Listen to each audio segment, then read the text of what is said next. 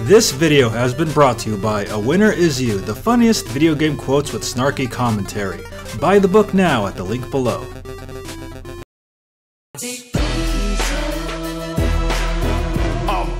Welcome to Awesome Video Game Memories, where we talk about awesome memories about video games. I'm Ryan, and the game we're going to talk about today is Shaq-Fu, a Legend Reborn! So, Shaq-Fu, this game kind of has a long history with gamers, but I'm going to cover that in another review. So back in 2014, when I heard Shaq was running an Indiegogo in order to fund a sequel to Shaq-Fu, I was like, holy shit, he's gonna make a good game this time, because he promises he wasn't gonna foo it up. But sadly, in 2014, I was having some financial trouble, and I wasn't able to donate to the Indiegogo of this game, and I'm kinda glad I waited it out, because I actually was able to get this on the Nintendo Switch rather than waiting to get it on the PC or the Xbox 360, like, you know, the previous generation consoles. So, did Shaq Fu this game up? Well, let's find out! So, I first played Shaq-Fu, a Legend Reborn on my Mixer stream, and we all had a good time actually playing it, because this game is off the wall, batshit crazy, and I think this is the sequel that we never asked for, but truly deserved. So, the story is, when Shaq was an infant, he was raised in China by a martial arts master called Ye. So Shaq doesn't exactly play basketball in this alternate timeline because he actually does make references saying it would be funny if he had a basketball career. Yeah. And oh man. So rather than being a one-on-one fighting game like the original Shaq-Fu, this is more of a brawler like Streets of Rage and Final Fight. So it's like Shaq of Rage, Final Shaq Fight. I don't know, man, but it's Shaq-Fu! Whoa! So when evil beings, aka Hollywood executives and celebrities, actually start attacking Shaq's village, Shaq gears up into action and uses his Shaq-Fu to beat them back to hell. And holy shit, Shaq has quite a couple of awesome moves. Like, yeah, Shaq has like a size 22 foot in addition to his regular combo. You know, he has the Shaq Slam! And holy shit, this thing is awesome. And then he has the Shaq Dash. And, you know, he can grab enemies and beat the shit out of them. And also there's parts of the game where you actually get Shaq's diesel armor, although you have to cool it down. And then you actually have Shaq dress up as a cactus as a Shaqtus.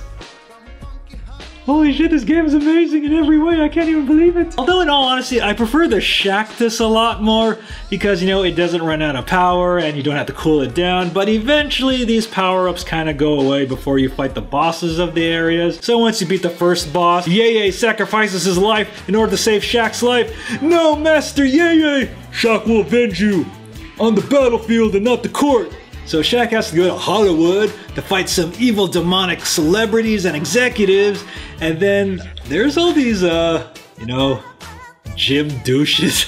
Gym douches. Oh my god, this game is so self-focused. I mean, this game is like, you know, the Deadpool of Shaq games. I mean, the game constantly breaks the fourth wall. I mean, it makes a lot of references to Shaq-Fu. I mean, look at all the references. Kawari, they're set raw, oh my god, man. And also while Shaq is beating the crap out of Hollywood executives, evil demonic lawyers, gym douchebags, you know, he can pick up weapons like signs, axes, and then there's these awesome barrels, you know, Shaq can just like use as bowling balls and it makes bowling ball sounds. And there's also, you know, references, you know, like to the Indiegogo campaign. I mean, Ye says like, you know, there wasn't enough Indiegogo money to, you know, fund the rest of my animations. Oh, Shaq. And I swear, I think the development team and Shaq had such a great time making this game, and it shows.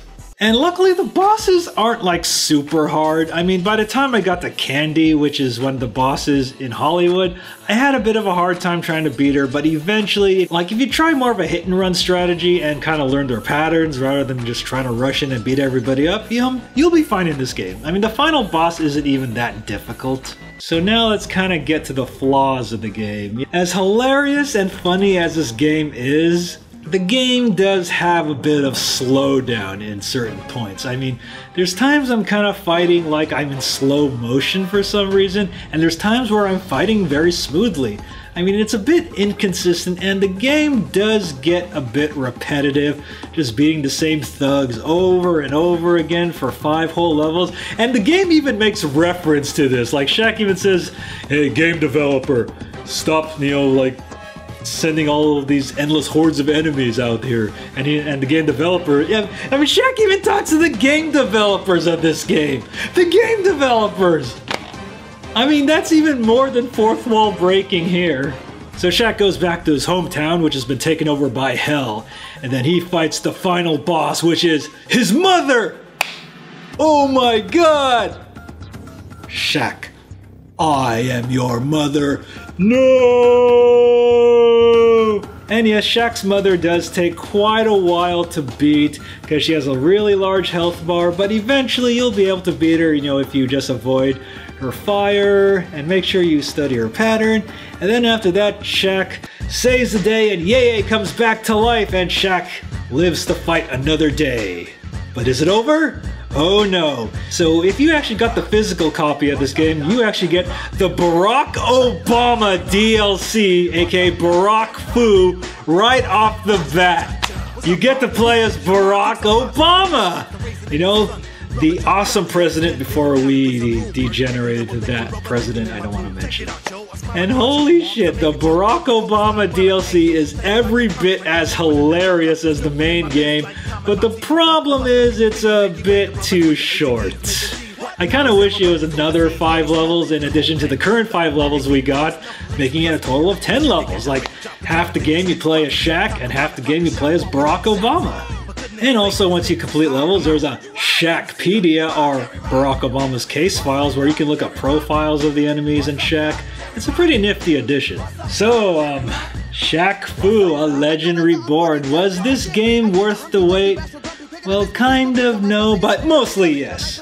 So the only gripes I really do have with this game is, the slowdown, it's a bit repetitive, and the game is a bit too short. I mean, brawlers are usually pretty short, but I really wanted this game to be longer, and it would have been great if we had like a 2-player mode, like, have Shaq and Barack Obama fight at the same time. Like, that would have been really awesome. And luckily, the game isn't that expensive. I think it's around $40, but I would probably recommend wait until it becomes a bit cheaper. But even though you spend full price on it, I still say the game is worth it. So Shaq-Fu, A Legend Reborn was definitely the sequel we never wanted, but the sequel we truly deserved. Alright guys, so that ends this episode of Awesome Video Game Memories on Shaq-Fu, A Legend Reborn, and Shaq makes his comeback. Shaq-Fu, A Legend Reborn. Hey guys, I hope you enjoyed this video, and if you enjoyed this video, make sure to like, comment, and subscribe, especially subscribe, and make sure to click on that notification bell so you know when we release new videos, because YouTube won't tell you. And if you want to see me play games live, you can follow me at mixer.com/BattleGeekPlus. Also, make sure to support BattleGeek Plus at patreon.com/Ryan Molina, because every dollar helps me bring you a better show. And make sure to follow me on Twitter at @RyanMolina and at BattleGeek Plus. And make sure to check out the BattleGeek Plus website for BattleGeek Plus merchandise, books, and a lot more.